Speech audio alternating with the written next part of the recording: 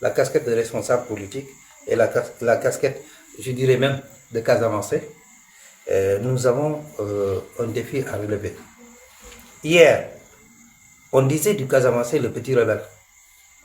Notre génération, nous en avons souffert même sur les terrains de football.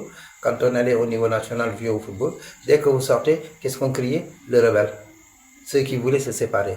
Mais aujourd'hui, ce sont les cas avancés qui unissent le Sénégal, qui mettent les Sénégalais ensemble.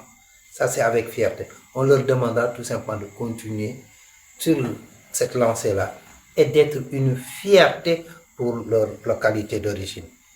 En servant le Sénégal, pas en servant la Casamance, mais en servant le Sénégal en entier, sans distinction aucune. On leur dira que si vous êtes un élu, il y a d'abord les localités auxquelles vous appartenez, il y a le Sénégal ensuite.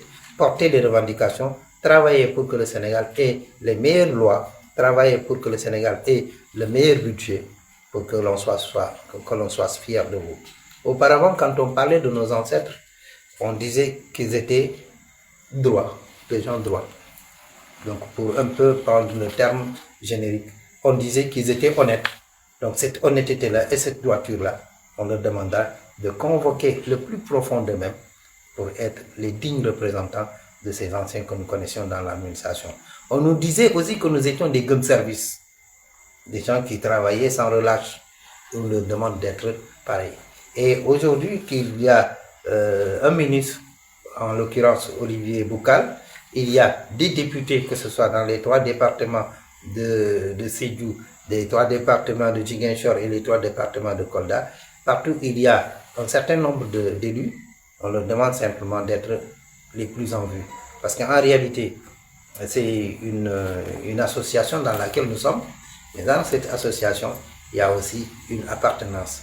Et chacun doit venir avec les vertus, les bonnes vertus, pour pouvoir avoir une différence par rapport aux législatures qui étaient là, par rapport au gouvernement qui était là. On n'aimerait pas avoir des députés à l'image de ceux qui étaient dans les premières années, un certain Farbangom, on n'en veut pas. On ne veut pas avoir des députés de l'ordre, excusez-moi de citer, de l'ordre de celle-là qui venait des États-Unis, je ne sais pas encore comment elle s'appelle, Kuramaki. Non, nous voulons avoir des députés du peuple. Et là, les choses ont été annoncées. Je ne sais pas si vous avez bien suivi. Quand on a parlé de la candidature de El Malik, que je salue au passage, mais un député de PASTEF s'est levé pour dire s'il n'avait pas démissionné, il fallait qu'on le fasse avant qu'il ne siège à l'Assemblée nationale, pour le décrier. Alors, donc, effectivement, la suite, vous la connaissez. Donc, c'est ce type de député-là que nous allons avoir, Inch'Allah. Et nous l'avons déjà. Des types de Guy Marius Sagna, vous en aurez beaucoup, qui ne vont pas lésigner pour rappeler à l'ordre le gouvernement si prenez une voie autre. C'est PASTEF qui est comme ça. Dans PASTEF, on n'est pas des talibés quand il faut réfléchir. On est seulement des talibés quand les gens se sont entendus, ils ont un consensus, ils ont dit on fait ceci. En ce moment, tout le monde devient talibé. Vous avez parlé de El Malik, on en parle. Personne ne s'attendait à lui, à cette Assemblée nationale. Est-ce que c'est passé? Est-ce que vous avez été déçu par des gens que vous avez préparés? C'est quoi le projet? C'est quoi le problème? Non. Je crois peut-être que c'est une lecture que les gens avaient et qui était partielle.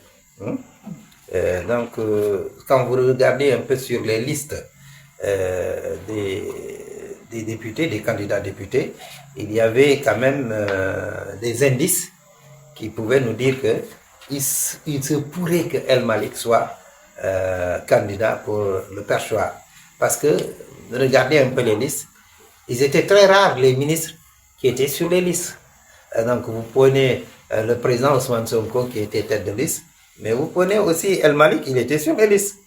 Et les gens ne se sont pas interrogés comment est-ce que tous les autres ministres ne figurent pas et El Malik soit, lui, sur une liste électorale. Donc ça, c'était un indice. C'était un indice. Donc il était parmi les prétendants, certes. Et voilà l'homme qui est aujourd'hui président de l'Assemblée nationale et deuxième personnalité de l'État. Mais il faut saluer ce monsieur. ce monsieur, ce jeune homme, comme moi je l'appelle pour taquiner, donc est une grande autorité. D'abord, voyez son calme olympien, voyez sa connaissance et sa rigueur. C'est de ça que le Sénégal a besoin. Des hommes qui ont le bagage qu'il faut et des hommes qui ont le background qu'il faut, comme pour parler comme les anglicistes, mais des hommes qui puissent prendre les bonnes décisions et au bon moment, mais qui ne vont pas être dans les petits calculs là. Et c'est cette génération-là, c'est sur ça qu'elle évolue. Mais la suite, c'est quoi? C'est que, comme dans tout le Sénégal, il faut s'attendre à ce qu'on récupère ce qui nous appartient. Ces collectivités décentralisées-là nous appartiennent.